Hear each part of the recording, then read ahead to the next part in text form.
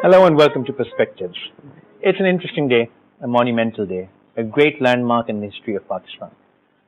The landmark which has been wished for many years, but it seemed almost impossible to achieve. Even the last 5 years, every day, it was touch and go.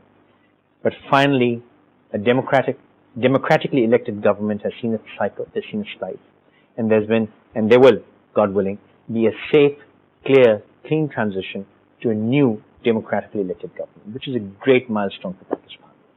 Another milestone is the way PML-N has swept these elections, my apologies. Unexpected, somewhat expected. Unexpected because the opposition was strong. Pakistan Tehreek-e-Insaf had the momentum. Pakistan People's Party, though very silent, very subtle, still was expected to do somewhat better. For some, the results may be somewhat unexpected, but they're very interesting for Pakistan. Once again, a political party has a free hand, a clean slate, and an opportunity to write history, an opportunity to write their name with golden words in history, an opportunity for Mia Mohammad Nawaz Sharif and Mr. Shahbaz Sharif and Pakistan Muslim League Nawaz Group to do amazing and phenomenal things in Pakistan. Because the opposition is weak, they have a clear hand, they've got the mandate to make laws, they have the mandate to implement laws, and they have the mandate and the opportunity to turn Pakistan around. Question is, will they be able to do it? Question is, do they have that will? Question is, have they learned from the mishaps of the past? I'd like to open all these questions to my honorable guests. On my far right, Barrister Shahida Jameel, a political analyst and a great spokesperson. Shahida, thank you very much for being here. Mr. Zafar Halali does not require any introduction. Zafar, thank you very much for taking time out. And of course, the pride of Pakistan, Dr. Professor Atar Rahman Sahab. Thank you very much for being here. And the editor of the news, Mr. Amir Zia. Amir, thank you very much for taking the time out and being here. Shahida, I'd like to start with you. I feel that this is the kind of mandate PML-N has achieved, has given them a great opportunity. But they've had mishaps in the past. They've had differences with institutions in the past. And they have paid a heavy price for 14 years. Do you think they are smarter, wiser, and more capable now? And do you think they will be able to lead Pakistan to what these 200 million people are hoping for? It is our hope that they do, because tremendous effort has gone in. When you were talking about the various landmarks that we have, one of the landmarks is we've had this peaceful transfer of power. This is now history. Secondly, the huge voter turnout has come to say something. And that saying was, we are fed up. We are fed up with the way things are going. So every time everyone would say, you don't go out and vote, therefore you have no right to criticize. So this time the public has come out and said, we voted, we now have the right to criticize. Which means therefore that we've created a public opinion, or let's say a public opinion well has been created in the political space that is now going to ask questions. It's not going to sit silent. And especially when it has a youth bulge in it, which is looking for jobs and futures, etc. It's not going to stay silent. The manner in which the voter turnout came was so powerful that you had all ages in that voter turnout, not just that. So I think with the PML coming in, one of the things to keep in mind, of course, is they do not have a simple majority. They have less than that. Therefore, obviously, they're going to have some deals and discussions and maybe a coalition. Very few. So they definitely have a huge say, and they are the party at the moment. And we would expect that they would rise to that occasion. And I hope that they have learned from the past. But certain things we've seen or heard during the electioneering does give one a little bit of caution, that we have to watch, we have to wait, we have to see, and then we have to, and that is only when in the next, say, week, 2 weeks, that we will see how much they've learned from the past. Because we still see tensions rising, and those That does just When you say worry tensions, you me. mean intra-institution tension? It's political party tensions Political are party rising. tension. Okay, Shahida Sahib has said, we will take a couple of weeks to see how things rank. Zafar, I would like you to comment on the foreign policy based on what you've learned, what you've seen of PML's track record, and what the need is today, because we are at a very strange crossroads in terms of foreign policy. I'd like you to comment on that. Also, do you feel that in the coming days, weeks, and months, the society, the nation will accept that PTI's defeat and sit calmly or not? May I just say my overall impression very briefly? Please. I'm very dejected actually, with the election results. Mm-hmm. I'm dejected because, it was said about Italy in 1861 that they created Italy, but they forgot to create Italians. I think in a sense, what's happened here is that we created Pakistan, then we should have also created Pakistanis. And 65 years on, that hasn't happened. Every party which is a provincial party has won in that province, hands down. Imran Khan, you might say, has won somewhat, has won in Khyber Pakhtunkhwa, but also in the Punjab. But let's not forget that he's claimed by both the Pathans and the Punjabis. Sure. The Pathans claim him as a Waziri and the Punjabis claim him as a Niazi. And the rest is... So the vote has been ethnic. Very ethnic. Secondly, what I would say is that the PPP, which was a national party, and it was really, in a sense, it was a sort of a very cosmopolitan national party. There was one thing about PPP, you never really bothered which province you came from, You were all equals. It had true national footprint. Yeah, they didn't have, Nawaz Sharif is said to conduct meetings in Punjabi, for example. That never arose, that sort of situation in the PPP. Now, unfortunately, it's become a provincial phenomenon. So that, I think, is sad. I think to lose a national party and have it relegated to a provincial party is a bit of a... If you answer my question, I'd like to just raise one point here. A lot of people are saying that there's been an ethnic vote, but it could also be seen as political parties who have really operated in their own areas, not necessarily based on language or provincial connections, but PML did function heavily because of the last tenure in Punjab. Pakistan People's Party had a footprint in Sindh, except for Mr. Imran Khan. So maybe it's just that footprint where they worked? Well, that's a very good observation, except that I think that what we had even in Sindh from the PPP was probably the worst government in Pakistan's history.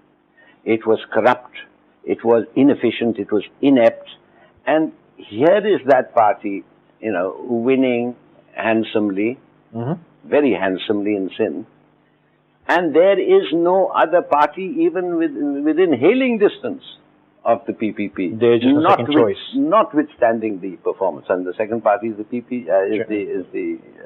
MQM. Okay. So that's why I am sad. Actually, I was very sad. I was out on TV channel watching these elections come in, and I felt really sad. Sort of like deconstruction of Pakistani politics. Yeah.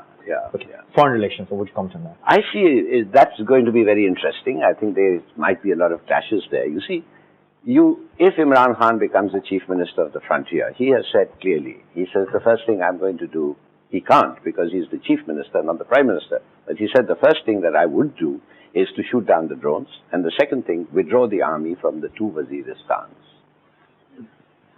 Nawaz Sharif has said that I will review the relationship with the United States and the war on terror. But he hasn't gone on to say anything more than that or anything specific. Now let's face it, the army is a stakeholder in politics in Pakistan. And the army has a very definite point of view. And now what's going to happen? You have let's say, a provincial chief minister saying, all the policy of the federal government is wrong, this is what I would do. You have the center saying, this is the policy, the chief minister has nothing to do with foreign policy and defense policy. And you have the army. Will it be on board? With whom will it be on board? The chances are it will be on board with the center. So you have that, you see that tussle already. Also, do we have a tricky situation where the travel routes pass through two territories, the Central Territory and KPK would. That's another thing. But I mean, I don't see problems on that. But I see major problems. I mean, Well, if I were chief minister and I was being attacked by the Taliban, for example, with whom I wanted to negotiate, but with whom I couldn't because I was chief minister and I had no foreign, what would I Such a tricky one, huh? say? Yeah. So there I see there's something coming up there. And also could be a not just two parties, but also two parties who have great enmity for each other. Yeah. So there's not, they can't even, probably, hopefully they can, but probably they can't come to a working relationship in this matter. Also, you've, in knowledge, education, you feel that that's the solution. PML-N has done well in that area in Punjab, though a lot of people may not agree. Do you think we'll be seeing changes in that area or not? Well, I think we should, and I hope that we should. Let me just say here that Pakistan has about 95 million below the age of 19. Mm-hmm. And that means about 54 or 55% of our population is below 19. And that is the real wealth of Who will Pakistan. interestingly be the voters next election? Exactly. And that is the real wealth of Pakistan. If you can unleash the creative potential that lies therein through a high quality educational system, through promotion of science, technology, innovation and entrepreneurship, through providing opportunities for them to work And creating the environment for those opportunities. exactly. So creating those opportunities and the environment for the opportunities, then that's the way forward for Pakistan or for any other developing country. But even politically, Yeah. that would be to great advantage in next election. Absolutely, absolutely. And I think we also need to realize that we live in a very strange world where truth is stranger than fiction. You may have heard of the Harry Potter disappearing cloak. If you read a Harry Potter book, that's now a reality. These are the metamaterials. Yep. You make a cloak out of a metamaterial and you can look it up on the internet Yep. and you'll disappear. You have objects being moved by thought control. Sure. And that is a clap. The bionics, sure. A clap on the person Yep. who's completely paralyzed and who can then move, order his wheelchair to go right or left and it moves. You have planes able to fly without internal fuel. These are the So scramjets. these are not times So, of strange. ignorance. So, the whole thing, and especially genetics and biotechnology and the way agriculture is going to be impacted because we are on the verge of a huge new era. Understanding of the structure, function relationships. Structure of the human genome or the plant genome and what part of that structure determines the yields, the tolerance to diseases and so on. Some scientists just, by the way, have taken the genes from the firefly Sure. and put them into orchids, and now you have luminescent orchids. Orchids that glow in the dark, would you believe it? So it is a stranger. Now, in this world, those countries which have realized that their wealth lies in their children are moving forward, and that I hope is what Nawaz Sharif Sahab and Shehbaz Sharif Sahab and the team should realize, that if they want to move forward, it's education, and I'm not just talking about higher education, primary, secondary, technical, and higher education, the first pillar. The second pillar is science and technology. Sure. That you have to have high quality science and technology. See, the third pillar is innovation and entrepreneurship, so that those research is translated into practical projects and impacts the process of socio-economic development. And the fourth pillar, if I may just say, is that you have to have a governance system which is sensitive to the realities that we live in, which means good governance. That means justice. That means quality education. That means government of technocrats. At least the secretaries should be technocrats backed with think tanks who know what the way forward should be. And that is the way forward for the present government to move if they want to succeed and pull us Pakistan out of the present quagmire that we have fallen into. If we talk about governing with technology, we are not even in the Stone Age. We're before the Stone Age. We have no electronic records. We have nothing. Do you think, based on the track record, based on what you know from the past, and based on what you're hoping from PML-N, they will go towards digitizing our lives through using technology for governance, employing proper record keeping, get away from the patwari and the Absolutely. paperwork, and at least get proper land record? And this can be done very easily. Just let me give you one example of what they did in Punjab. This is a gentleman called Dr. Umar Saif, absolutely, and who had a PhD from Cambridge and then went to MIT, and he's heading the Punjab Software Export Board. Brilliant young man. He's on PML team. He's on the PML team, but a brilliant young man. Absolutely. And he's succeeded single-handed with, of course, support from his team of workers. in getting rid of dengue fever in the whole of Lahore. True. Just by using IT technology. He just distributed 1,400 So what you're saying is that telephones, which was, PML is going technology friendly. They can do it. They are making the right moves. they can do it. They have the people there. They can also tap into the people that we have across the country. But they must first realize that the way forward is knowledge and education and innovation. It is only then can we succeed. Amarjit Sahab, for the past 2 days, there was a lot of talk from journalists and media that Mia Nawaz Sharif Sahab has not been very tolerant with media in the past, maybe. Also, we must accept that President Hassan Zardari has been immensely tolerant, more tolerant than probably anyone in the history of Pakistan. Media has gone out of the way to ridicule him, to make fun of him, satire, comedy, and he's taken it, sitting back. Knowing what we know of PML and Mr. Nawaz Sharif, how do you think they would deal with a media which is not just free and vibrant, it's a bit on the out of control side? How do you think they would deal with that? Mr. Nawaz Sharif is coming to power for the third time in a totally changed Pakistan. It's not the Pakistan of 1997. So, of course, we expect that he has become more mature. And you're absolutely right that Pakistan People's Party, they have shown a lot of patience with journalists and the kind of criticism the media has gone and they have attacked them right, left, and the center, and they have been tolerant. So, I'm a person who is cautiously optimistic with these elections. The kind of public response, because to begin with, just we have to look 2-3 factors. That number one, people were saying that elections won't be held, and even just before a week before the elections, 48 hours before. 48 hours before elections. There was a lot of talk about that. This entire process can be derailed, but we have seen that elections have been held, and people turned up in huge numbers. Absolutely. So this is a thing which should make us happy, which should make us optimistic. The second important point I would say is that then there was a terrorist threat.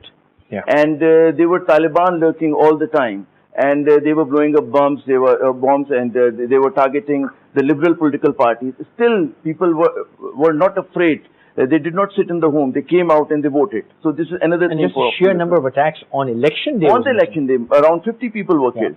So yes. So again, it's a thing on which we should feel optimistic. The third thing is that people have voted. I would say quite wisely. They voted for the most experienced politician in Pakistan. They voted for a political party which appears moderate in its views. Unlike Imran Khan, Mr. Zafar Hilali also mentioned that he is a person who was threatening that we are going to, shoot down the drones, and then he appeared too pro-Taliban all through his campaign. He was trying to appease the extreme right wing. Take Mr. Nawaz Sharif on the other hand. He was always very cautious. He says that, his latest statement which says that they have the experience of working with the Americans. And at the same time, he has never gone out. On the war on terror, he has said, very categoric, that he won't allow Pakistani territory to be used against any other country. So it should give us hope. So we think that Mr. Nawaz Sharif, he has a track record of tackling things in a very effective manner. When it comes to economy, we have high hopes that Nawaz Sharif's coming to power will be a sentiment changer. Because during the last 5 years, what we have seen is that even the local investors, they were not investing in Pakistan because there was so much corruption and there was so much distrust on this government.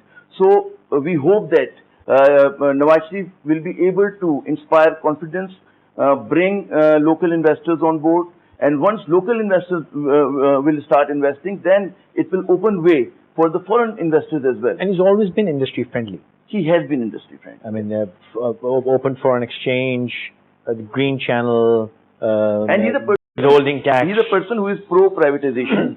I think one of the key issues which Pakistan will have to face is that how to get rid of these loss-making state-run institutions. Yes. So, Nawaz Sharif can tackle it much more effectively than any other political party. Secondly, again, one of the biggest bane of our, economy is that we have a very small tax base. So we expect that Mr. Nawaz Sharif is going to take certain measures in which to broaden the tax base, not increasing the tax structure rather than broadening the tax net. So if I remember right, in his first tenure, didn't he do that if you own two cell phones, if you own a cell phone, you pay a certain amount of tax. If you have a cell phone, you're obviously making some money. Yes. Was that him? If I'm not No, I don't recall this statement. I think that was his first tenure when he said if you own a cell phone, might as well pay tax, which means you have a reasonable amount of money. Zafar, this is a question for you from Ms. Maham Kedwai. She says, judging by the olive branch being extended to India, yes, it is. Judging by the olive branch being extended to India, defense and foreign policy might change drastically. Question for you directly. You see, let's be fair. I think nobody made a greater effort to settle with India on very favorable terms to India than Musharraf. Give the devil his due. Sure. He went literally with a clean slate and he said, let's together draw the picture. And he failed because at that crucial meeting when they were to sit down in Delhi and come to an agreement, the Indian cabinet said, no, you have said that you can take decisions immediately and fast, and here we are, our cabinet is a slow-moving, lugubrious instrument, and therefore, and on that basis, they said no. I've been on Indian channels as frequently as any Pakistani, and I see there a certain venom and hate, which is really insufferable. And I keep asking them the same questions. Why do you call me on your channel? Because I'm going to reply in kind, with interest, I hope, to what you say. And it's a slanging match, and frankly, it gets you nowhere. Why do you have to have this? Today, they rang up and they said, the ISI, although the olive branches have come, the ISI, we have caught somebody in the ISI slipping terrorists into India and this and that, and they are going, ISI is going to do this, ISI is going to do that. So I said to them, not a leaf falls in India without the ISI being involved in it. I said, but for God's sake, has it ever occurred to you to stop and think that there are 750,000 Indian troops in occupied Kashmir? That is more troops per square acre than there is in any other place in the world. That there may be something wrong with your policy that 100,000 Kashmiris have been killed in the last 10 years. Has that ever occurred to you? Or is it all ISI who's doing this and saying this? And they come back with arrant nonsense. With noise. So what I'm saying is, we've all had people wanting to start off having friendly relations with India. India doesn't want friendly relations with you for two reasons. And I'm saying that with responsibility. They don't think this is the right time. They think that you are down the slippery slope. They think there is no recovery from this for you. They have, and the Americans have willy-nilly helped them to start off another front in the East. Sure. Because Karzai has said three things which are really, mad. He has, first of all, he said, I want to join the Taliban. But that didn't go down very well with the Americans. Second thing he says to the Taliban, I appeal to you to point your guns at your real enemy, which is Pakistan. And just the other day, he has told the Afghan army to go and clear 3 posts which are on Pakistani territory. Now, we could have put all that down to the rantings of a madman, but in the third order, people died. Soldiers were killed. So we have an enemy there. We have India supporting him. We have America telling India that you are our strategic partner, and the vacuum that we leave, we expect to be filled by you. So I don't think India thinks till all these things play out, terrorism stops in Pakistan, economies grows again, and Pakistan shows itself to be really resilient and viable. I don't think that anything will come of it. I need to take a short break. When I come back, I'd like to open another discussion with all of you. In the past, any new coming government has discontinued the efforts of the past government. But this time, there are some interesting things available. There's Gawada. There's Pakistan gas pipeline, which can be very sticky in this situation. There are projects like Benazir Income Support Program. What do you think will be the strategy of the incoming government? Let's take a short break. We'll continue with these questions. Please stay with us.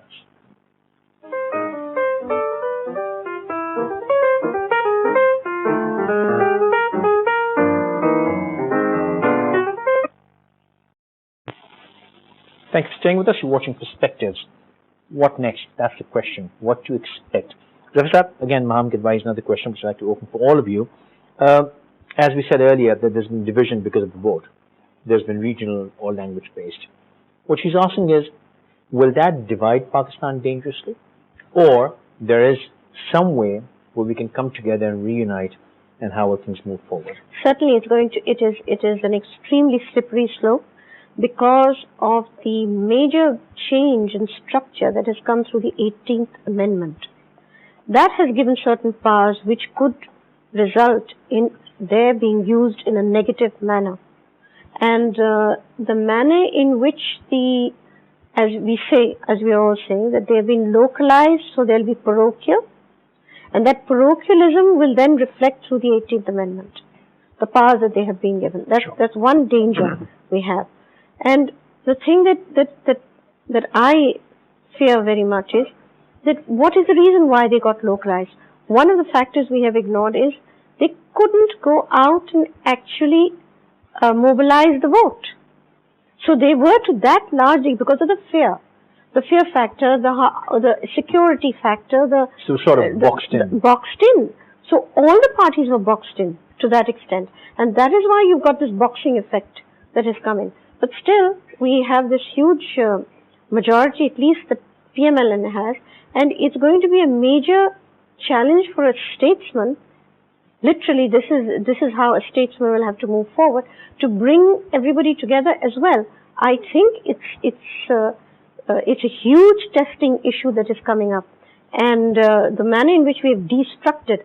In this, what is very interesting also is, I'd just like to bring that perspective in, that everybody sort of thinks that, well, Sindh is being held by the People's Party, but really, if you look at it, what People's Party has very intelligently done is gone for a rearguard action, to just step back, so that everybody else can just go for each other.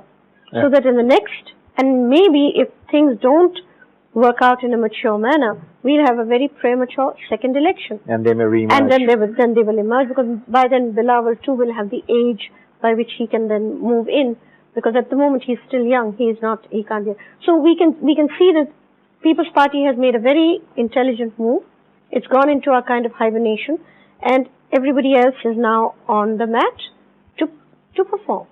Amar, isn't it very tricky that PML-N's majority is really coming from a single province? So really, Punjab government and central government is pretty much the same thing. It's the same thing. I mean, yes, it can be problematic, but at the same time, I mean, the kind of experience Mr. Nawaz Sharif has, and now it is the time not just for Mr. Nawaz Sharif, but all the political forces to show maturity. And what they have to do is they have to build consensus.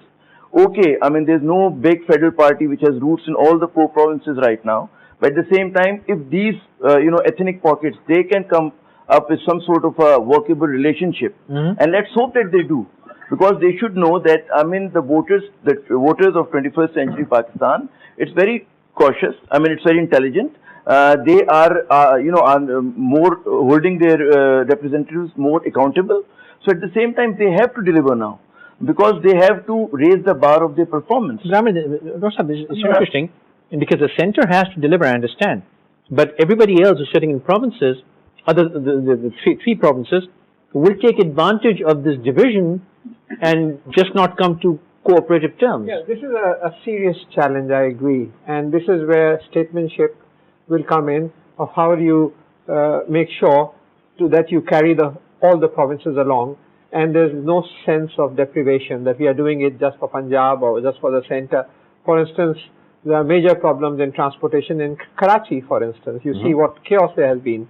If you see higher education, the last 5 years, you've seen a systematic destruction of the higher education sector. HEC has been attacked repeatedly by the government, and it was only due to my repeated interventions in the Supreme Court, and I won twice before, so HEC was fortunately saved.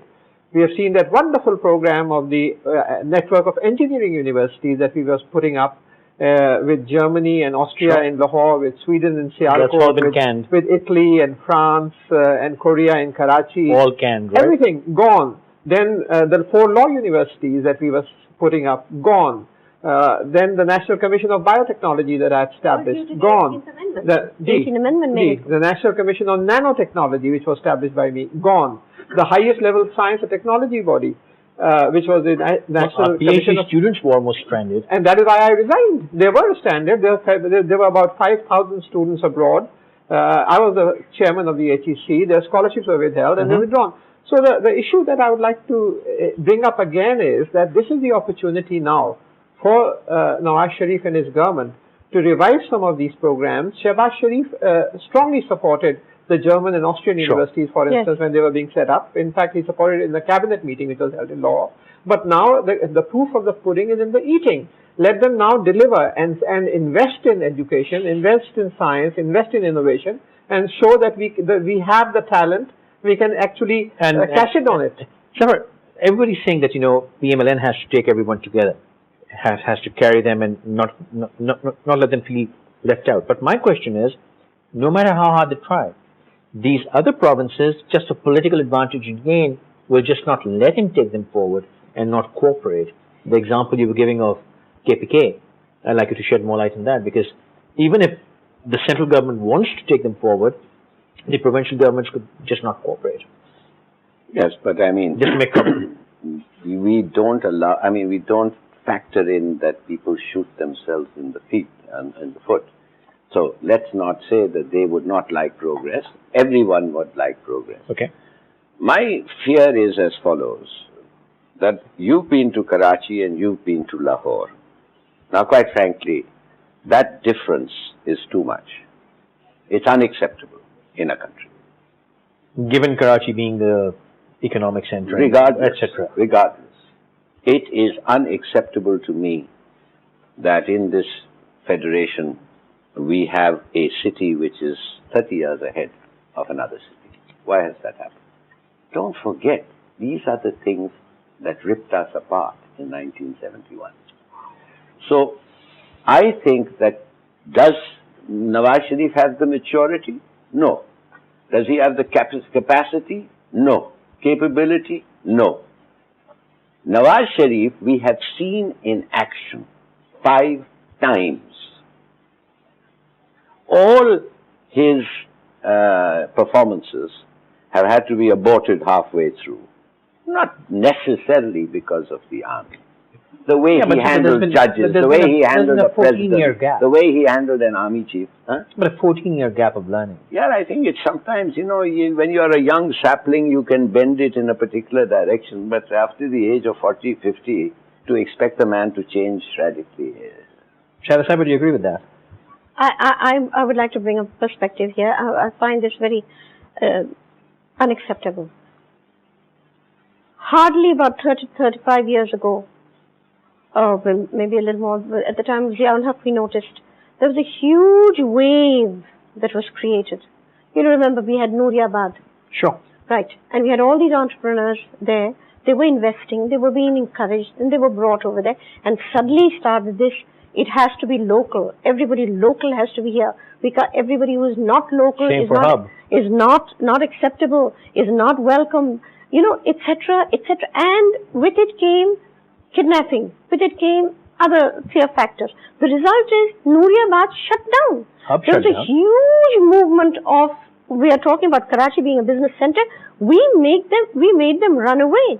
Look at the bomb blasts that have taken place in the huge processions during, if you remember, about 2 years ago with Ashura, during Ashura. And the whole of the Bolton market was burnt down. Now, Bolton Market services a huge area of the we made them run away, what do you mean? We made, by these kind of mistakes in politics. But we means who? We means the political parties that raised this issue of parochialism to such a degree that they literally caused people to run away. What's Ashura bombing got to do with parochialism? Because that hit the business market. Bolton market was affected. You mean people in... No, I'm asking a genuine question. People in Pakistan, in Karachi, wanted to hurt the business people. Yes, of course. And they did so. They harassed them. They pushed them out. They have been harassing them even presently. There has been bomb blasts against their business. You mean the past government, the last government? During the past government was unable to control it. Okay. It was just at the mercy of... Your comment? My comment would be that I would like to second what Madam Shah is saying, Minister is saying. The thing is that the political parties in Sindh, they haven't done what PML-N has done for Punjab. Yes. Pakistan People's Party got 5 years. what they have done in rural Sindh. I mean, look at Larkana, look at Sakkar. We have traveled to all these places. I mean, there was no dearth of funds. They never invested. Or even What in Pakistan Karachi. People's Party has Even done in in Karachi, they created a monster like People's Women Committee. Yeah, but we have to admit that Mr. Pervez Musharraf's time, Karachi got a lot of development money. We're talking about the previous government. Yeah. So at that time, you can see that, I mean, during Musharraf period, I mean, giving devil his, sorry? You said that they did nothing in the countryside, the PPP. We heard reports at one time that because of they raised the price of wheat, of everything by 100%, the Honda people were saying a lot more Hondas are going into the city, into the countryside. Yeah, but that's individual. That's not necessarily development. No, it's not development. Well, why did they vote them in power then? No, the thing is, what they have done is Pakistan People's Party, they have tried to appease the feudal and, the farmers, the land-holding farmers. Yes, you're right. What they haven't done is that they haven't built any roads, they haven't built any schools, not colleges, and they patronized crime. I mean, never in the history of Pakistan People's Party we have seen, I mean, from Zulfikar Ali Bhutto to Benazir Bhutto, that they ever indulged in criminal activities, in sponsoring criminals. And this government has done this by patronizing People's Women Committee. And what People's Women Committee have done, they have not just People's Women Committee, letting all other all other units operate without any control. And then Awami National Party did the same, and then Muttahida has all of them its got own share.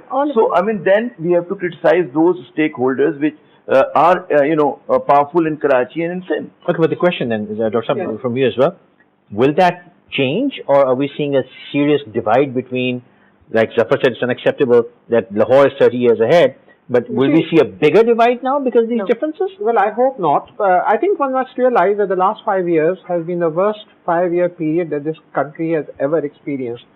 The order of the day has been loot and plunder. Luto or Futo.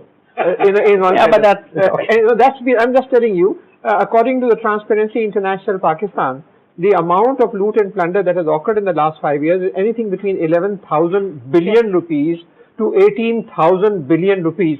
So, the entire, but I think they paid the price country has been milked dry. But they have paid the price for but it. Now, I'm sorry, sir. No, yes, they have not paid the price. They have transferred billions of dollars abroad in foreign bank accounts. But what now? They are quite happy. Okay. They don't care about this petty seat in the parliament. So they have paid no price at all. But that's why I wrote. But the political layout now. No, but let me just finish here. What I wrote in an article in the press was that this is the time to catch the crooks, whoever they are. One of the traditions that unfortunately we have established in Pakistan is that you can do whatever you like and then get away with it. You can get away with murder here in this country. Right. So these people must be caught. They must be given exemplary punishments, whoever done this, whether it was the power projects or whether all the other, there's no time to describe the massive plunder that has taken place. There must be a commission established by the present government to go deeply into this, and these people must be punished. I will have to interject here. That such a move did happen once in the past and did not go down very well.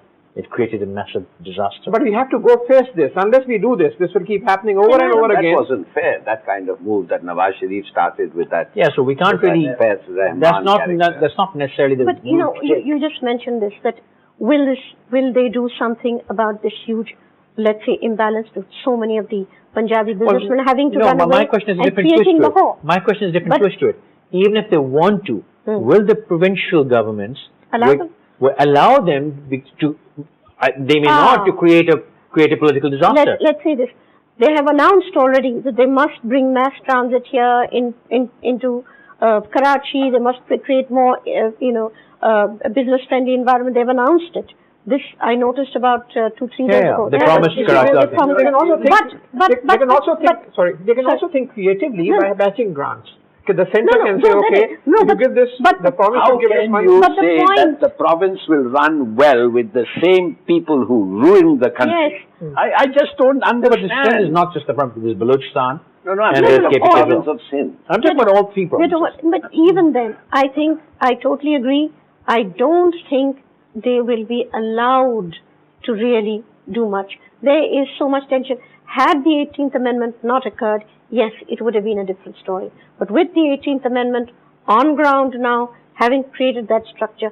Oh, There's the tremendous.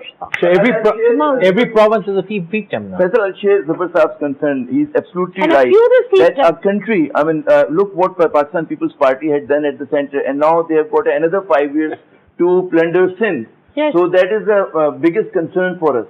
And yes, I mean, what Mr. Nawaz Sharif should do, and he should be trying to do, that finding allies. He has to be gracious, he has to win over former opponents, and he has to expand his base. But the thing is, yes, for Sindh, we have to be concerned that here the set of rulers, they haven't changed yet. They are So very that- content, by the way. They don't They're the care. same. They've lost the They're- sense. I need to do a They have closing. not- they don't running out of care. time, I They need to don't closing care. notes, please. Faisal Sabah, Oh, closing notes. I think at the moment Nawaz Sharif has to be very careful, move very sensibly. I'm very happy that he has this alliance with the Functional League and with the other parties that are here in Sindh. That can be one stabilizing factor. He has a position in Pakhtunkhwa as well, Sure. and he should be able to use that, but then positively, so that we can create these areas of, let's say, joining together rather than creating the imbalance which is at the moment so visible. You see, I'm sorry if I concentrate too much on Sindh. I live in Karachi. I don't travel much outside this province. And I am very concerned with what's going to happen in the future. Because as the doctor rightly said, nobody has been caught for doing all the things that happen. This is no longer a functioning state here. It's a criminal enterprise. And we have reached a pass now. We can't hack it anymore. That's why people went out and did what they did the other day. Waited 12 hours in front of an incompetent election commission to vote and came away without voting and now are back on the roads demanding that they be allowed to vote. The future of Pakistan lies in having a very clear, focused roadmap to transition to a knowledge-based economy. And that can only be achieved by unleashing the creative potential of our youth. So the future lies in just one area: education, education, and education. We have to realize that unless we educate our people, we will not have democracy, we will not have law and order, we will have this so-called feudocracy, as I call it. This is my own terminology, a feudal stranglehold on democracy. We've just had this, yes, leptocracy. Leptocracy, exactly, wonderful. Leptocracy and feudocracy. And we will continue on the same path of self-destruction on which we have been going for the last 60 years. I mean, I have just two things to say. One is that PML government should resist the temptation of slashing power supply to Karachi. I mean, that is the first thing they Unfortunately, should we're out do. of time. I wanted to talk about the continuity of things. Yeah. And of course, I mean, there's continuity of things going for good projects. And as we have spoken about the accountability, then there should be accountability, but it should not be vindictive. It should be fair. It should be fair, and that is the bottom line. And the last thing I would say that what the dictators couldn't do with Pakistan People's Party, I mean, Mr. Zardari and his team has done that with. I mean, they have destroyed a big party. They destroyed the legacy of Zulfikar Ali Bhutto and Benazir. But like Pastor said, it made us re-emerge. It's hibernation. Never It's in hibernation. Punjab, I can Just taking a breather. Thank you very much, all of you. One more force which has emerged in the past 5 years is the internet. It is a force everyone is feeling so hard. The pinch is insane. The press conferences in the past 3 days prove that social media has arrived. The youth of Pakistan has arrived. Maham Kidwai's closing note is which I've been ending. She says, bottom line, we need to realize this is Pakistan, not Dividistan. Disparity between provinces can't be allowed for progress. And she says, it's a minefield for the federal government now. Let's hope they don't lose any limbs. On that note, congratulations Pakistan for voting. Congratulations PML-N for this fantastic mandate. And good luck. Until next time, good night.